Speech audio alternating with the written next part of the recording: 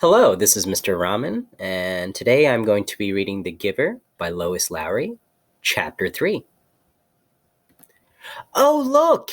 Lily squealed in delight. Isn't he cute?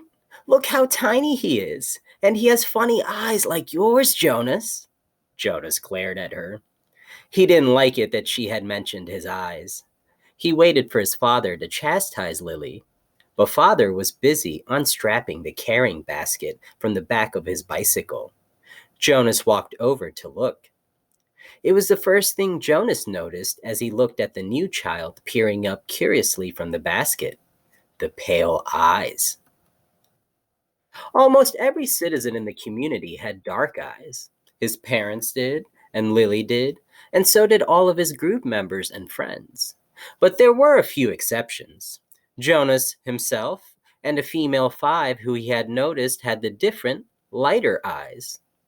No one mentioned such things. It was not a rule, but was considered rude to call attention to things that were unsettling or different about individuals. Lily, he decided, would have to learn that soon, or she would be called in for chastisement because of her insensitive chatter. Father put his bike into its port. Then he picked up the basket and carried it into the house. Lily followed behind, but she glanced back over her shoulder at Jonas and teased. Maybe he had the same birth mother as you. Jonas shrugged. He followed them inside, but he had been startled by the new child's eyes. Mirrors were rare in the community. They weren't forbidden, but there was no real need of them, and Jonas had simply never bothered to look at himself very often, even when he found himself in a location where a mirror existed. Now, seeing the new child and its expression, he was reminded that the light eyes were not only a rarity, but gave the one who had them a certain look. What was it? Depth, he decided, as if one were looking into the clear water of the river, down to the bottom where things might lurk which hadn't been discovered yet. He felt self conscious, realizing that he, too, had that look. He went to his desk, pretending not to be interested in the new child. On the other side of the room, Mother and Lily were bending over to watch as Father unwrapped its blanket. What's his comfort object called? Lily asked, picking up the stuffed creature which had been placed beside the new child in his basket. Father glanced at it. Hippo, he said. Lily giggled at the strange word. Hippo, she repeated, and put the comfort object down again. She peered at the unwrapped new child who waved his arms.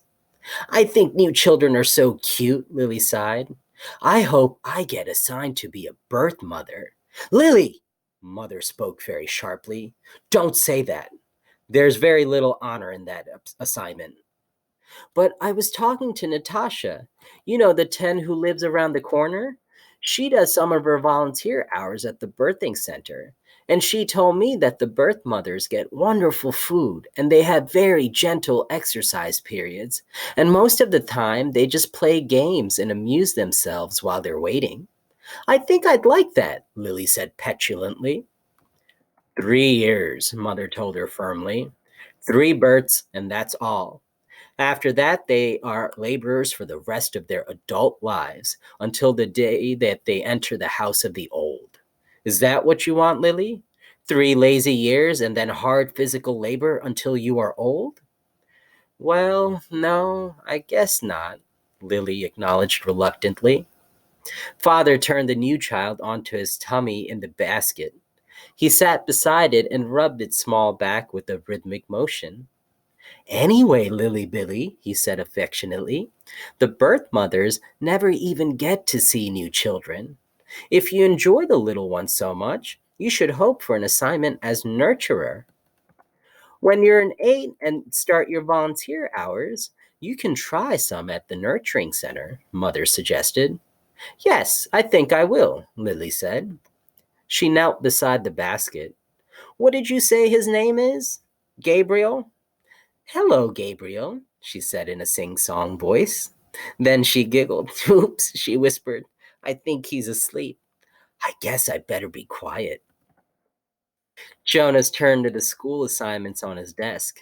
Some chance of that, he thought. Lily was never quiet. Probably she should hope for an assignment as speaker so that she could sit in the office with the microphone all day making announcements. He laughed silently to himself, picturing his sister droning on in the self important voice that all speakers seem to develop, saying things like, "Attention! This is a reminder to females under 9 that hair ribbons are to be neatly tied at all times." He turned toward Lily and noticed to his satisfaction that her ribbons were, as usual, undone and dangling. There would be an announcement like that quite soon, he felt certain, and it would be directed mainly at Lily, though her name, of course, would not be mentioned. Everyone would know. Everyone had known, he remembered with humiliation, that the announcement, "Attention! This is a reminder to male 11s that objects are not to be removed from the recreation area and that snacks are to be eaten, not hoarded," had been specifically directed at him the day last month that he had taken an apple home. No one had mentioned it, not even his parents, because the public announcement had been sufficient to produce the appropriate remorse. He had, of course, disposed of the apple and made his apology to the recreation director the next morning before school. Jonas thought again about that incident. He was still bewildered by it, not by the announcement or the necessary apology. Those were standard procedures, and he had deserved them, but by the incident itself. He probably should have brought up his feeling of bewilderment that very evening when the family unit had shared their feelings of the day. But he had not been able to sort out and put words to the source of his confusion, so he had let it pass. It had happened during the recreation period when he had been playing with Asher. Jonas had casually picked up an apple from the basket where the snacks were kept and had thrown it to his friend.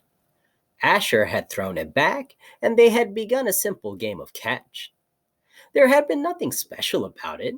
It was an activity that he had performed countless times: throw, catch, throw, catch. It was effortless for Jonas, and even boring, though Asher enjoyed it, and playing catch was a required activity for Asher because it would improve his hand eye coordination, which was not up to standards. But suddenly, Jonas had noticed, following the path of the apple through the air with his eyes, that the pieces of fruit had, well, this was the part that he couldn't adequately understand. The apple had changed. Just for an instant, it had changed in midair, he remembered.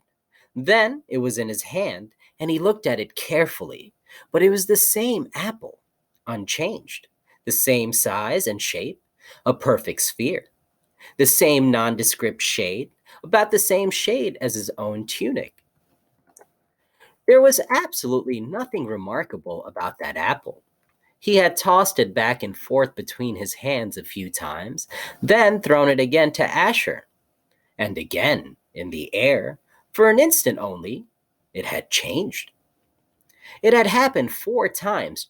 Jonas had blinked, looked around, and then tested his eyesight, squinting at the small print on the identification badge attached to his tunic.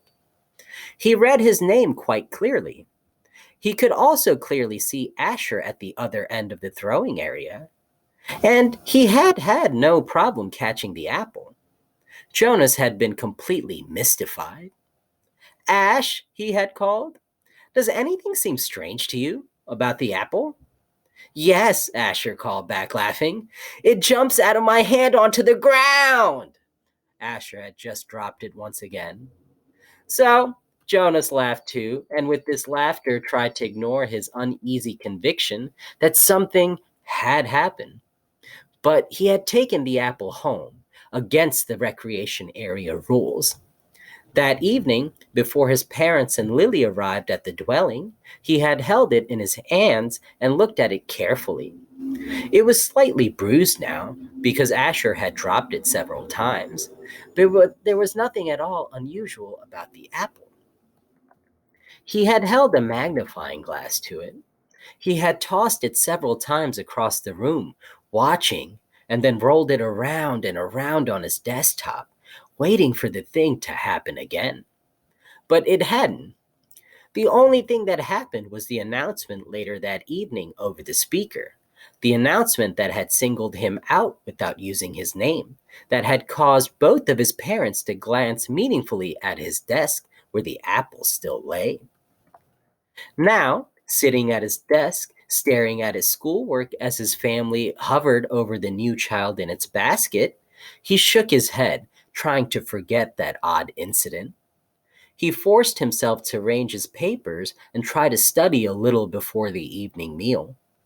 The new child, Gabriel, stirred and whimpered, and father spoke softly to Lily, explaining the feeding procedure as he opened the container that held the formula and equipment. The evening proceeded as all evenings did in the family unit, in the dwelling, in the community. Quiet, reflective, a time for renewal and preparation for the day to come. It was different only in the addition to it of the new child with his pale, solemn,